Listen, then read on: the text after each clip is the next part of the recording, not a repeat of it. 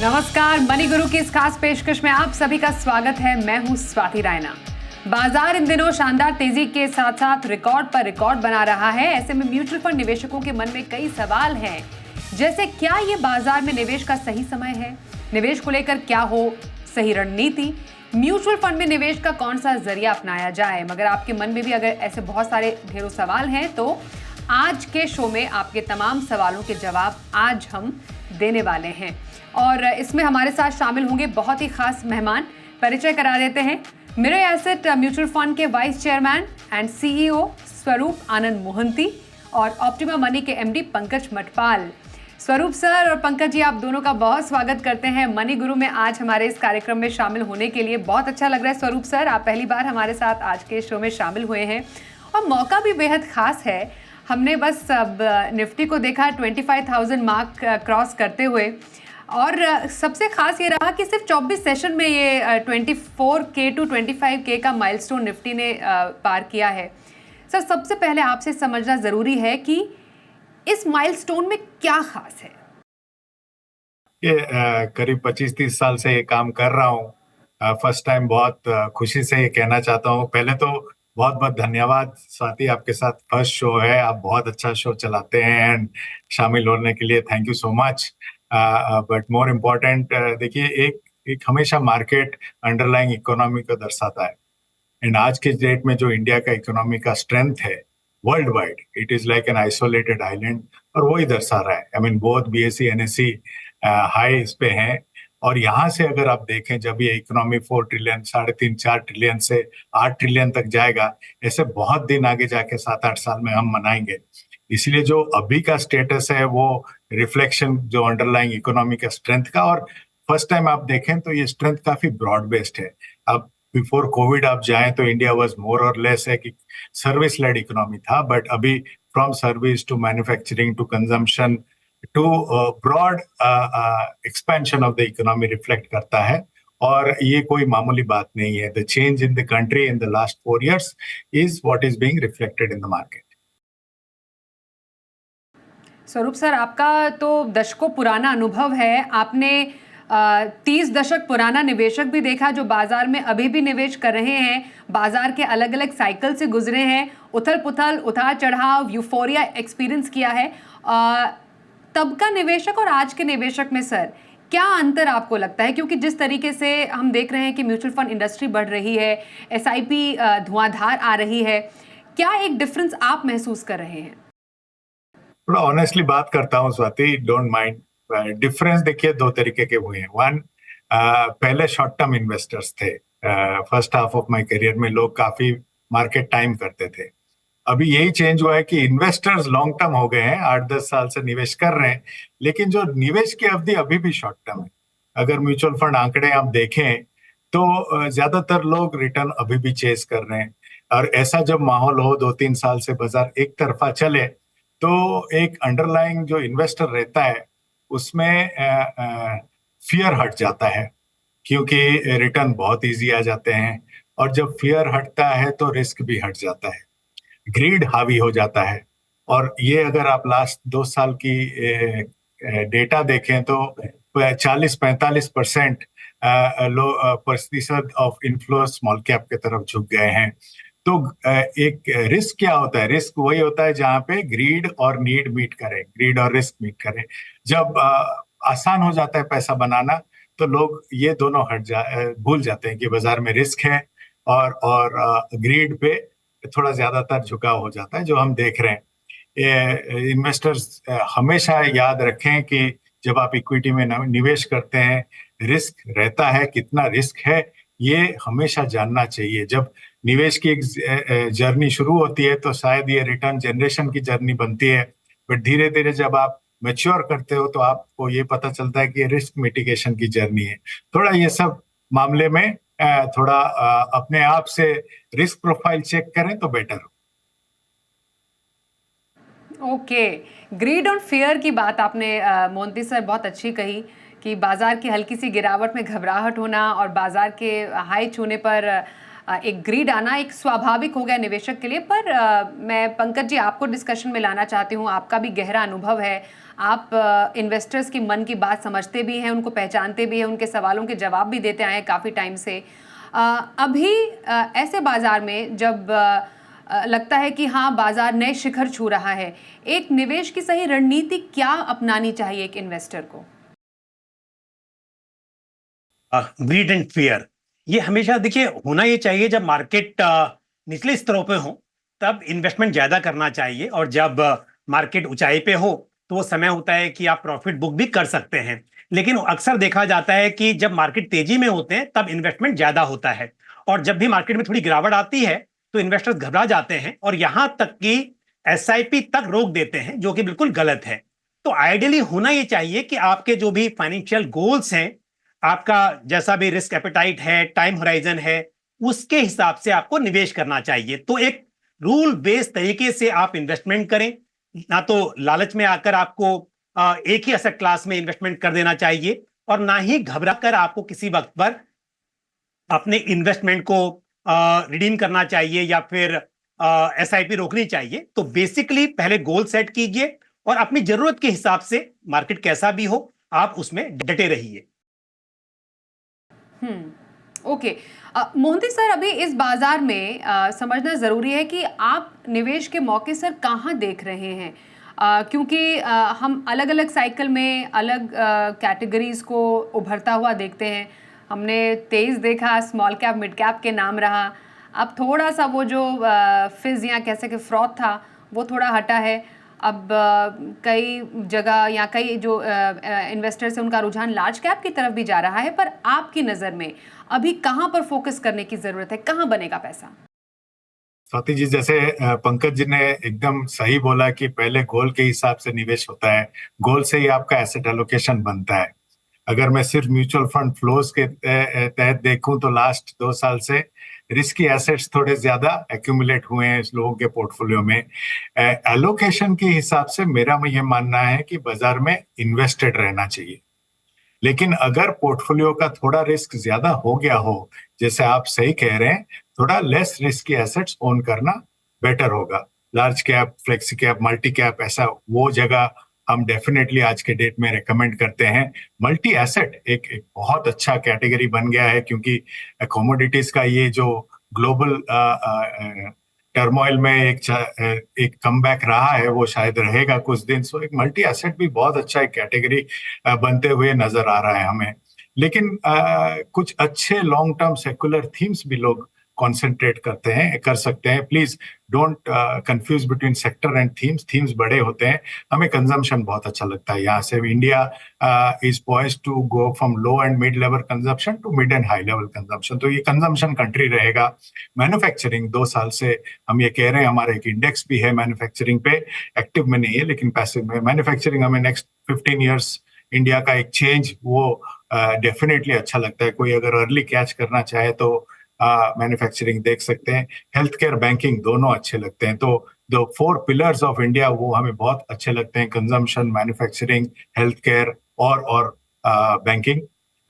या आप बेशक थोड़ा रिस्क कम करके दी कोर पोर्टफोलियो आप डेफिनेटली ऐड कर सकते हैं। देखिए Swati ji, best time to buy is when you have the money.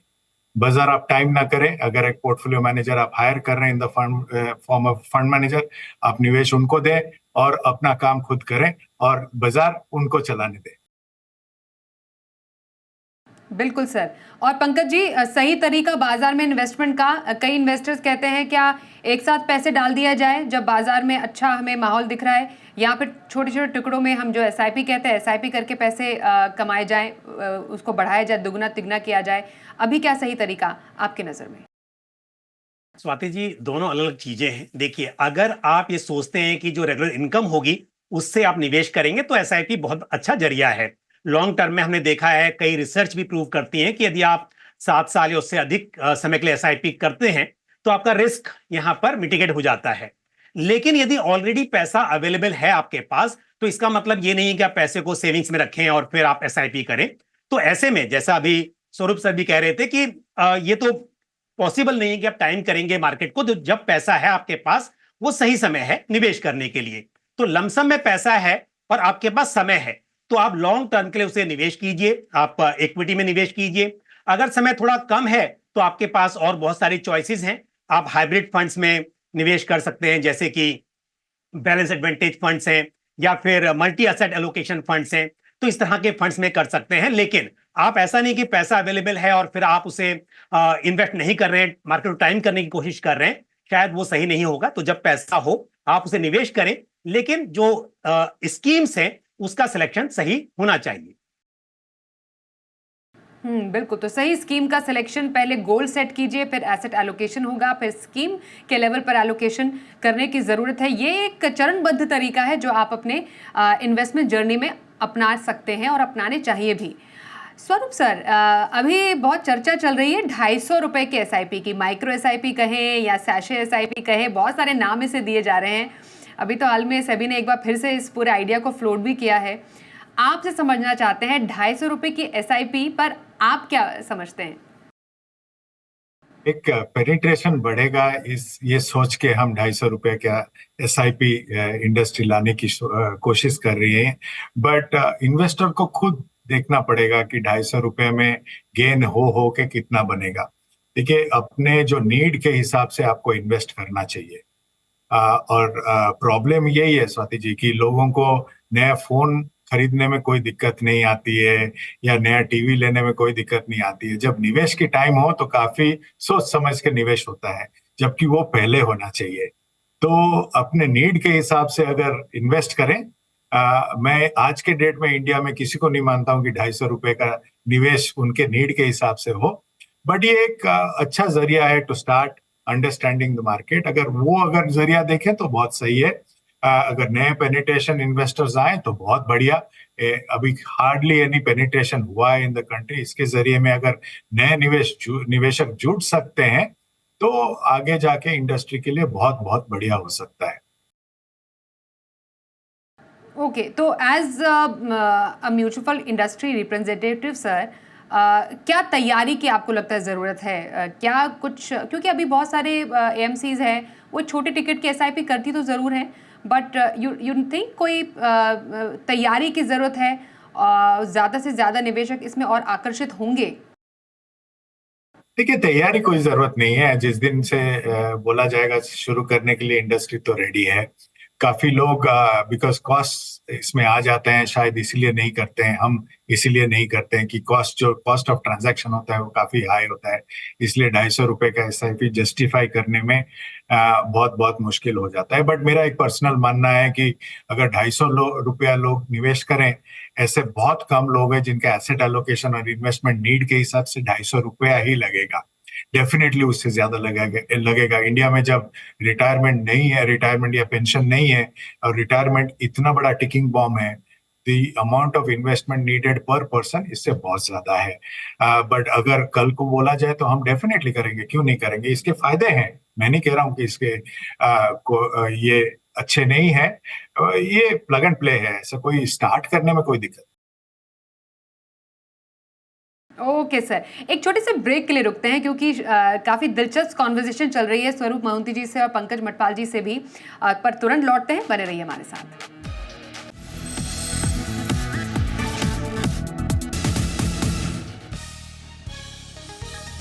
Money गुरु में आज खास चर्चा हमारी चल रही है मिरई एसेट में वाइस चेयरमैन और सीईओ स्वरूप आनंद मोहंती से और साथ ही ऑप्टिमम मनी के एमडी पंकज मटपाल से। दोनों से ही खास चर्चा हम कर रहे हैं कि इस बाजार में कहां पर मौके हैं निवेश करने के, पर जिक्र करना ज़रूरी है हालिया बदलाव का, जिससे कि निवेशकों के मन में कन्फ्यूजन है कि क्या वाकई उनका जो निवेश है इससे इम्पैक्ट होगा। मोहंती सर, जो बजट में एलटीसीजी एसटीसीजी में बढ़ोतरी हुई है उसके बाद थोड़ा सेंटिमेंट्स को धक्का लगा है म्यूचुअल फंड इन्वेस्टर्स को। आपको लॉन्ग टर्म में सर क्या इसका इम्पैक्ट लगता है? क्या इससे एक निवेशक के मन में कुछ ऐसा भाव आ सकता है म्यूचुअल फंड में निवेश के प्रति? देखिए स्वाति जी, दो तरीके के लोग होते हैं, law maker and law follower.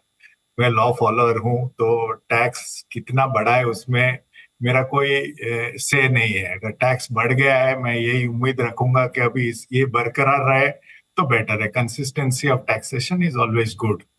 Having said that, एक जो शॉर्ट टर्म में जो बढ़ा है वो मेरे हिसाब से निवेशक के नजर से अभी शायद खराब लगेगा, लेकिन आगे जाके उनको लॉन्ग टर्म इन्वेस्ट करने के लिए पुश करेगा। ये मैं मानता हूँ कि एक अच्छा स्टेप है। शॉर्ट टर्म जो ट्रेडिंग है या जो F&O इतना बढ़ गया है, one of the largest in the world turnover हो रहा है अपनी कंट्री में, और डेटा ये कह रहा है कि लोग ज्यादातर पैसा खो रहे हैं ये चक्कर में। तो वो एक डिस्करेज करने के लिए जो टैक्स बढ़ा गया है वो मेरे हिसाब से बहुत बहुत अच्छा है, और ये इनकरेज करेगा इन्वेस्टर्स को लॉन्ग टर्म के लिए। अभी जब आप निवेश करते हैं, जैसे पंकज ने कहा है कि निवेश गोल के हिसाब से होता है, टैक्सेशन पे ज्यादातर निर्भर नहीं करता है, टैक्स इंसिडेंटल है। अगर आप लंबे अवधि तक इन्वेस्ट करें, वेल्थ क्रिएशन में इतना टैक्स इतना ज्यादा इम्पैक्ट नहीं करेगा। तो टैक्स ज्यादा ना देखें, अपने गोल पे कंसंट्रेट करें, और best thing as a good citizen of the country, अगर टैक्स है तो वो भर दें, इज माय सिंपल सबमिशन। ये मैं करता हूँ, टैक्सेशन पे ज्यादा खुद सवाल भी नहीं करता हूँ। ओके। पंकज जी, यही समझना ज़रूरी है कि इस पूरे टैक्सेशन का असर ज़्यादातर कैसे म्यूचुअल फंड्स पर पड़ा है। अगर इन्वेस्टर के पोर्टफोलियो में ऐसे फंड्स हैं जहां पर इन बदलावों का असर हुआ है, तो क्या उन्हें, आपको लगता है, कुछ चेंजेस करने की ज़रूरत है, या अब बने रहे? देखिए स्वाति जी, जब टैक्स में बदलाव होगा या टैक्स बढ़ गया है तो डेफिनेटली इन्वेस्टर को थोड़ा खराब लगेगा, लेकिन सबसे बड़ी बात यह है कि आज भी हम कंपेयर करें दूसरे फाइनेंशियल प्रोडक्ट्स के साथ, तो अभी भी यहां पर ये अट्रैक्टिव है, टैक्स रेट जो है वो कम है कई दूसरे फाइनेंशियल प्रोडक्ट्स के मुकाबले। विद इन म्यूचुअल फंड की बात की जाए तो यहां पर, क्योंकि डेट ओरिएंटेड फंड्स जो होते हैं वहां पर टैक्स ज्यादा है, क्योंकि स्लैब रेट के हिसाब से टैक्स लगता है। तो आपको देखना ये है कि जैसे हाइब्रिड फंड्स हैं, तो हाइब्रिड फंड्स में स्पेशली अग्रेसिव हाइब्रिड फंड्स या balance advantage fund, multi asset allocation funds, यहां पर क्या होता है, डेट एलोकेशन होता है, लेकिन उसके बावजूद भी यहां पर इक्विटी का टैक्सेशन एप्लीकेबल होता है। तो मेरे हिसाब से इन्वेस्टर्स जो छोटी मात्रा में डेट अपने पोर्टफोलियो में एलोकेट करना चाहते हो, वो यदि इस तरह के फंड्स में इन्वेस्ट करें तो उन्हें यह फायदा मिलेगा कि टैक्सेशन इक्विटी का होगा, जहां पर लॉन्ग टर्म 12.5% के रेट से और शॉर्ट टर्म 20% के रेट से टैक्स लगता है। एक साल के बाद में आपका जो एसेट है वो लॉन्ग टर्म हो जाता है। तो मेरे हिसाब से उसका फायदा उठाया जा सकता है, एक स्ट्रेटेजी हो सकती है। Okay sir. मोहंती सर, अब एक नया इन्वेस्टर जो कि बाजार में आना चाहता है, एक तो सीजन इन्वेस्टर्स हैं, या एक वो भी इन्वेस्टर है सर जो कि कोविड के टाइम पे जब बाजार में आए, उन्होंने अलग फ़ायदा उठाया इस पूरे बाज़ार का। लेकिन अभी जो इन्वेस्टर आ रहा है, जो नया इन्वेस्टर है, या जिसके पास नया पैसा है, या जो पहली सैलरी से इन्वेस्ट करना चाहता है, सर ऐसे इन्वेस्टर के लिए आपकी क्या सलाह रहेगी? देखिए, पहले तो सलाह यही रहेगी जो पंकज जी कह रहे हैं, कि खुद से एक बहुत इंपॉर्टेंट क्वेश्चन पूछें कि आप क्यों निवेश करना चाहते हैं। ये क्यों बहुत ही इंपॉर्टेंट है, क्योंकि हर एक का क्यों अलग रहता है। आपका लाइफ मेरे लाइफ से अलग है, आपका लाइफ स्टेज और मेरे लाइफ स्टेज बहुत अलग है। तो मेरा क्यों आपके क्यों से बहुत अलग रहेगा, और वो क्यों पे ही बाकी सब कुछ निर्भर करता है। फिर उसके बाद एक फाइनेंशियल प्लान बनता है, प्लान से एक एसेट एलोकेशन बनती है, एसेट एलोकेशन के बाद प्रोडक्ट चूज होता है। प्रोडक्ट चूज होने में करीब 3 स्टेप्स के बाद प्रोडक्ट चॉइस होता है। प्रोडक्ट चॉइस स्टेप नंबर 1 ना बने। हम प्रोडक्ट मैन्युफैक्चरर हैं, हमें स्टेप 1 ना बनाए। पहले खुद से पूछें आपका निवेश का अवधि क्या है, आप चाहते हैं ये निवेश को टेंजिबल जो बनना चाहते हैं, निवेश से आपको क्या मिलने वाला है, वो अगर आप तय कर लें, बाकी बहुत आसान है। अगर ये क्यों का जवाब है तो कहाँ मिल जाएगा, अगर क्यों का जवाब नहीं है तो वो कहाँ आप ढूंढते रह जाएंगे। शायद ऐसे ऐसे प्रोडक्ट्स में आप निवेश करेंगे वो जो आपके लिए मायने नहीं रखते हों। तो मेरे यही एक बेसिक एक एडवाइस रहेगी टू न्यू इन्वेस्टर्स कि ये क्यों पे ध्यान दें, और उसका जब जवाब मिल जाए तो पंकज जी इधर हैं, उनके पास आए, वो बहुत सही सलाह देंगे और सलाह देने में सक्षम रहेंगे। Is my simple submission. बिल्कुल। और पंकज जी सर, क्योंकि ball is in your court now, तो मैं आपसे जानना चाहती हूँ कि अभी एक पोर्टफोलियो बनाना है इन्वेस्टर को, तो क्या कैसे एसेट एलोकेशन का ध्यान रखें, कैसी कैटेगरीज आपको पसंद है, आप सजेस्ट करना चाहेंगे इन्वेस्टर्स को? सबसे पहले तो स्वरूप सर का धन्यवाद कि उन्होंने भरोसा जताया मेरे ऊपर। दूसरी बात यह है, देखिए अगर बात होती है पोर्टफोलियो बनाने की, तो एक डाइवर्सिफाइड पोर्टफोलियो होना चाहिए। और मैं एक बात बताऊंगा, जैसे डाइवर्सिफाइड कैटेगरी में मल्टी कैप है, लार्ज एंड मिड कैप है, इस तरह के फंड्स में आप इन्वेस्ट करें। और जैसे अभी हम बात करें इवन मेरे एसेट की, तो कुछ समय से large and mid cap fund में रेस्ट्रिक्टेड इन्वेस्टमेंट एक्सेप्ट किया जा रहा था, और अभी हाल ही में बल्कि अब ओपन कर दिया, अनलिमिटेड इन्वेस्टमेंट लिया जा सकता है। बल्कि स्वरूप सर अगर उस पर और बताएं कि क्या ऐसे रीजन रहे कि उन्होंने अभी ये ओपन कर दिया है, तो बेहतर होगा। मेरे से अच्छा वो एक्सप्लेन कर सकते हैं इस चीज को। लेकिन मेरी सलाह यह है कि डेफिनेटली इन्वेस्टर्स को इस वक्त पर डाइवर्सिफाइड फंड्स में इन्वेस्ट करना चाहिए, यदि वो लॉन्ग टर्म के लिए इन्वेस्ट करना चाहते हो। और जैसा हम हमेशा कहते हैं कि थोड़ा सा इन्वेस्टमेंट कुछ थीम्स में आप कर सकते हैं कि उस थीम आप लेकिन अगर लॉन्ग टर्म की बात हो रही है, तो फिर multi cap, large and mid cap funds, ये मेरे हिसाब से बेहतर चॉइसेस हैं। हाँ, मोदी सर, आप ही से जानना चाहते हैं, लार्ज एंड मिड कैप या ये जो कैटेगरीज है, वहाँ अब आने वाले टाइम में क्या स्कोप है फॉर इन्वेस्टर्स? क्या आप अपॉर्चुनिटी देखते हैं? देखिए स्वाति जी, बहुत अच्छा सवाल है, क्योंकि लास्ट काफी दिन से ये चर्चा हो रहा है कि लार्ज कैप सिर्फ अल्फा देगा नहीं देगा, बट लास्ट ईयर दे चुका है, इट बीट द बेंचमार्क। ज्यादातर स्मॉल कैप इनफैक्ट बेंचमार्क नहीं बीट कर रहे हैं, बट हमारा ये पहले दिन से ही मानना था, जिस दिन कैटेगराइजेशन आया था, कि ये लार्ज एंड मिड जो कैटेगरी है बहुत ही अच्छा एक रिस्क एडजस्टेड कैटेगरी है। हमने हमारा जो लार्ज एंड मिड कैप था, सिर्फ पंकज जी पूछा तो मैं उनको जवाब दे दूं कि ये लार्ज एंड मिड कैप हमने 2016 में बंद किया था फॉर लमसम इन्वेस्टमेंट्स, क्योंकि तब मिड कैप काफी छोटा एक स्पेस था और काफी पैसा भी आ रहा था हमारे यहाँ। तो to manage the funds in a proper manner इसको सिर्फ एसआईपी के जरिए में ले रहे थे। बट बिटवीन 2016 और आज बाजार बहुत चेंज हो गया। तब मैं थोड़ा कुछ आंकड़े दूं, 2019 में कैटेगराइजेशन के हिसाब से सबसे बड़ा लार्ज कैप 28,900 करोड़ का मार्केट कैप था। आज के डेट में सबसे बड़ा लार्ज कैप 84,300 करोड़ का मार्केट कैप लेके बैठा है। सबसे बड़ा मिड कैप करीब 8,800 करोड़ का मार्केट कैप था 2019 में, वो आज के डेट में 27,500 करोड़ बढ़ा है। तो मार्केट कैप एक एक्सपेंशन हुआ है। At the same time liquidity काफी बढ़ चुकी है। और हमारा जो फंड था तब मिड कैप, अभी एक लार्ज एंड मिड कैप है, 65% लार्ज कैप है और 35% मिड कैप है। और यहाँ से जब इकोनॉमी फ्रॉम 4 ट्रिलियन टू से 8 ट्रिलियन जा रहा है, हमारा ये मानना है कि काफी नए इश्यूज भी आएंगे। अभी हाल ही में दी सेबी चेयरमैन हैड सेड कि कुछ 40,000 करोड़ के एनएफओ आईपीओज लाइंड अप है। तो कुछ नए आइडियाज के जो बेनिफिट हो सकते हैं, वो एक लार्ज एंड मिड कैप जो रिस्क एडजस्टेड रिटर्न हम हमेशा बात करते हैं, वो एक कैटेगरी हमारे हिसाब से हमें बहुत बहुत पसंद आता है। इसलिए ये फंड को अभी सब्सक्रिप्शन के खोल दिए हैं। हम ये मानते हैं कि यहाँ से फॉर द नेक्स्ट 5-6 इयर्स ये कैटेगरी एक्सपेंशन बहुत बढ़िया होगा। आपको कोर पोर्टफोलियो मिल रहा है in the form of large cap 65% और 35% जो इंडिया के चुने हुए मंजे हुए मिड कैप्स, इसके साथ एक मिला के एक बहुत अच्छा strong portfolio with good companies मिल सकता है, ऐसा हमारा मानना है। ये फंड का करीब लॉन्ग ट्रैक रिकॉर्ड रहा है, आप प्लीज देख सकते हैं। नीलेश सुराना जी मैनेज करते हैं और एक ही ओपन एंडेड फंड है जो वो बाकी वो टैक्स फंड मैनेज करते हैं, बट ओपन एंडेड फंड एक ही मैनेज करते हैं। और उनका रिस्क रिवॉर्ड रिटर्न जो है बाजार में, वो शायद आप खुद ट्रैक कर लें। और हमारे लिए बहुत ही स्पेशल फंड है ये। बिल्कुल सर, और आपके अनुभव से आई एम श्योर हमारे निवेशकों ने, दर्शकों ने काफ़ी ज़्यादा आज फ़ायदा भी उठाया होगा, इसलिए आपका बहुत धन्यवाद करते हैं स्वरूप सर हमारे साथ आज के इस खास कार्यक्रम में शामिल होने के लिए। और पंकज जी, एज ऑलवेज आपका भी धन्यवाद हमारे साथ इस शो में शामिल होने के लिए। तो मनी गुरु में आज के लिए बस इतना ही। रुकते हैं एक ब्रेक के लिए, देखते रहिए जी बिजनेस।